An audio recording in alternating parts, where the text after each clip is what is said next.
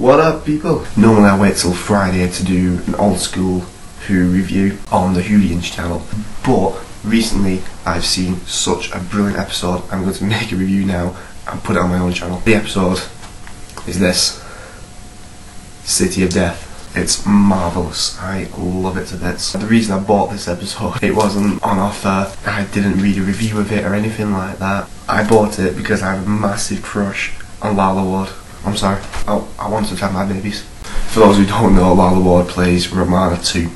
And this episode is famous for Lala Ward's choice of costume. One thing I found out after reading the synopsis on DVD was the writer is called David Agnew. This person doesn't exist. Never has. I found out that this is the name the BBC used when they couldn't credit certain writers for, in their own words, contractual reasons. The basic storyline of this episode is an alien called Scaroff, who's last of the Jaggeroth, crashed his ship on prehistoric Earth before life began, and on takeoff sort of blew up and scattered himself across time. So he's in certain time zones at once. One of the things that sort of, I won't say annoyed me about this episode, just didn't agree with me. The fact that this Scaroff guy claims to be responsible for the human race, so he can have the technology available to go back in time and stop himself from being split. So the human race is just a lie, really. They're pointless, pathetic, they're just tools to an end. But you get over it. Tom Baker's performance in this episode is marvellous. It's pure Tom Baker. He's funny, he's witty. The way he walks into a room and just basically disregards any danger and asks for a cup of tea. That's who the Doctor should be. And there's also a character called Dragon or something like that, who's a detective. His basic character is he hits things and he's stupid, and he does it well. Now, I don't usually like plot holes. I don't talk about them because, well, they ruin the show. They spent ages making this amazing episode, and some idiot comes along and says, yeah, but that don't make sense.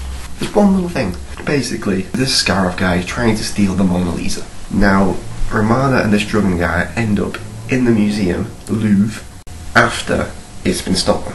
Drugging, being stupid, accidentally sets the alarm off, and they escape through a convenient window, which you don't see. It's a window leading outside in one of the most secure places in the world. It's laughable, it really is. But that's it, that's the only bad part of this entire episode. The rest of it is magnificent. It's set in Paris.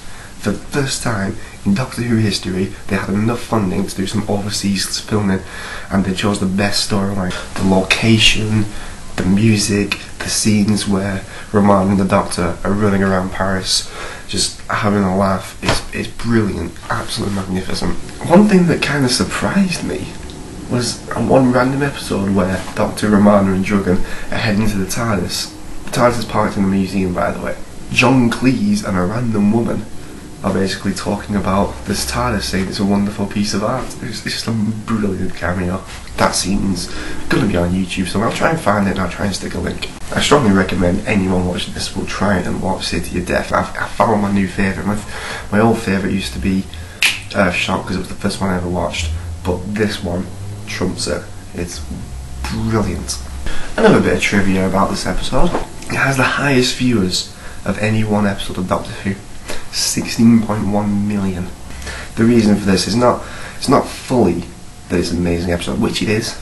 It's the fact that at this time ITV were on strike. If you wanted to watch TV, you had two choices: BBC One or BBC Two. The Doctor has a nice little moment where he goes back in time to try and find Leonardo da Vinci to ask him certain things which I won't disclose. But instead of finding Leonardo, he finds this Scaroff guy and finds out that he's split into different time zones. That scene's really, really good. No expense is spared, that's for certain. This episode, they really fully go all out. Hence the reason why it's one of such a classic episode. I found one of the greatest episodes I've ever seen. And anyway, this has been the MoonWhoReview channel. Thank you for watching. I don't seem to get that many viewers, but hopefully that'll change. Arrivederci.